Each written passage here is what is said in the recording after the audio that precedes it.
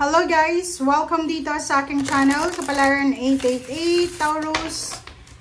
Taurus, alamin natin kung anong messages, vibration, gabay energy para sa lahat. This is general reading, a timeless reading para sa lahat ng Taurus. Okay, first card mo dito is 47. Connect to the source. 7, 8, 9, 10, 11. So it's manifestation. Dito sinasabi na go within to discover what needs to be done. Create the shift required to attract what you want. Okay, connect to source. So, kinakailangan mo daw, Taurus, na baka yung rason kung bakit medyo hindi dumarating yung mga gusto mong mangyari sa buhay mo, like ang daming disappointments mo, kasi marami kang gustong gawin, marami kang gustong simulan, pero parang hindi pumapabor sa'yo yung universe. Siguro dahil nakakalimot ka na sa source, sa universe, sa Panginoon. And dito sinasabi na gawin mo daw kung ano yung dapat gawin. Okay? And gumawa tayo ng, kumbaga, paraan, dahilan para ma-attract natin kung ano yung gusto nating ma-attract sa buhay. Okay.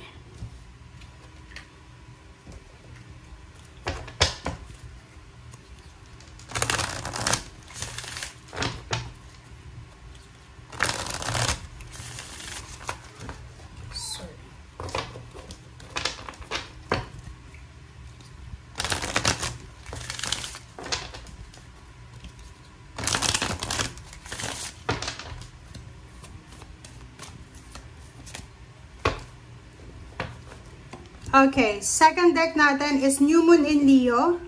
New Moon in Leo, shine.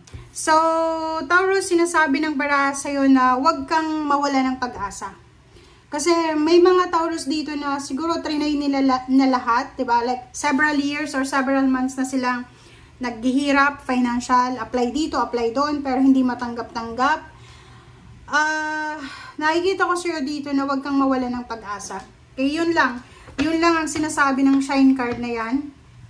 Na lakasan mo ang loob mo, Leo. Kailangan mong maging confident kahit na, like for example, ganun talagang buhay. Okay? Minsan, hindi ka matatanggap sa company na ina-applyan mo kasi hindi pala yan yung company na talagang para sa'yo. Ganun talaga eh. Wala tayong control sa ganun. Nasa taas ang control. Kaya dumirekta ka na sa taas, dumirekta ka na sa source. Humingi ka ng tulong sa Panginoon, hingi ka ng tulong sa guides and angels and spiritual helpers. Kasi sila lang yung pwedeng makatulong sa'yo, lalo na sa ngayon. Okay.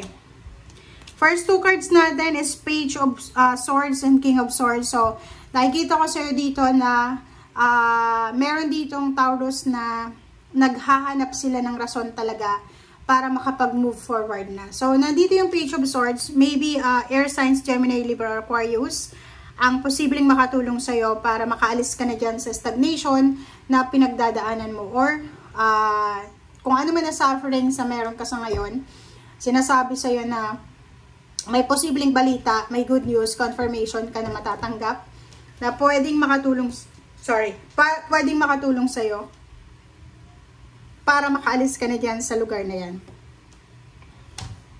Okay. King of Wheels and Two of Wands. So, nakikita ko sa'yo dito.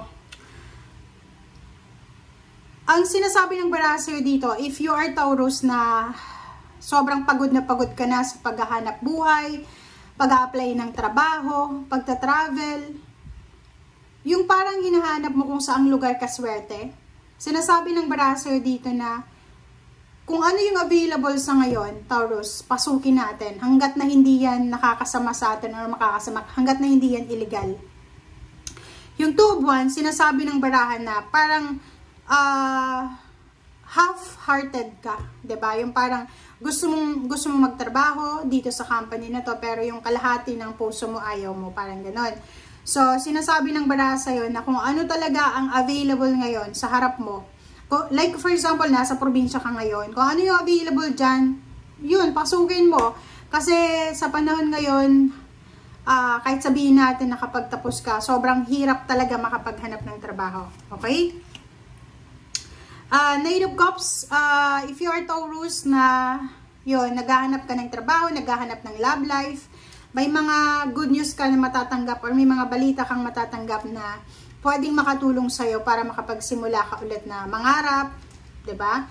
Kasi ang Taurus na nakikita ko dito sa reading na to, sobrang hopeless and helpless na siya. Yung parang ano, araw-araw na lang yung pamumuhay niya, ganun na ganun pa rin. Yung parang pagtingin niya sa kapaligiran, ganun na ganun yung environment, 'di ba? So, sinasabi diyan sa iyo ng baraha na kailangan mo ng kumbaga baguhin 'yan.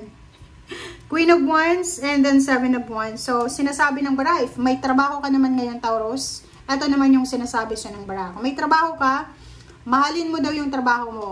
Kung may business ka, alagaan mo yung business mo. Ipaglaban mo daw. And doon sa mga Taurus na hindi matanggap-tanggap sa ina-applyan nila, sinasabi dito ng Queen of Wands and then Seven of Wands na ipaglaban mo yan. Kaya wag mong i-give up. Wag mong i-give up eh. Nasa situation ka na kailangan mong ipaglaban, di ba? Nag-effort ka na eh. Di ba? Nagbigay ka na ng energy mo, ng time mo. So, ituloy-tuloy mo na. Okay, Ten of Wheels and Death card. So, dito sinasabi ng baraha sa'yo na maybe October, okay? Pagdating ng October, posibleng magbago yung takbo ng kalakaran sa pera mo. Ibig sabihin, siguro ngayon, medyo matumal yung business or walang perang pumapasok. May pumapasok pero medyo mabagal yung flow ng money sa buhay mo. Dito sinasabi na pagdating ng October, lump sum of money, higher payments, higher salary increase, pwedeng panalo sa loto or panalo sa kung ano man na gambling, pero hindi natin ina-advise na mag-gamble yung lahat. Okay? And for the succeeding months, starting October, sinasabi ng baraha sa'yo dito na isang napakagandang opportunity, possibilities, lalo na sa trabaho or career ang papasukin mo. So, kung nasa sitwasyon ka ngayon na walang-wala ka, yung zero balance ka na, side na, hindi ka nag-iisa. Okay? Hindi ka nag-iisa, and Ace of Wheels, sinasabi sa'yo dito na may paparating sa'yo na swerte, biyaya, na ito talaga yung deserve mo. Ito talaga yung nakatadhana sa'yo. Ito talaga yung talagang masasabi mo, Taurus, na kaya pala pinaghintay ako ng maraming taon, kaya pala hindi ako matanggap-tanggap sa ina-applyan ko kasi etong trabahong to, ito talaga yung gusto ko, ito talaga yung craft ko, ito yung skills ko, ito yung magbibigay sa akin ng saya, ng satisfaction. Okay? So, yun. Basta sinasabi sa'yo dito, makinig ka sa sinasabi ng iyong intuition, huwag kang matakot, and yun din sa iba sa inyo, kung hindi kayo swerte sa lugar kung nasan kayo sa ngayon, maghanap kayo ng lugar na lumipat kayo sa mas malapit na lugar, malayong lugar, try nyo na hanapin yung swerte nyo doon. Okay? Thank you guys for watching. Bye!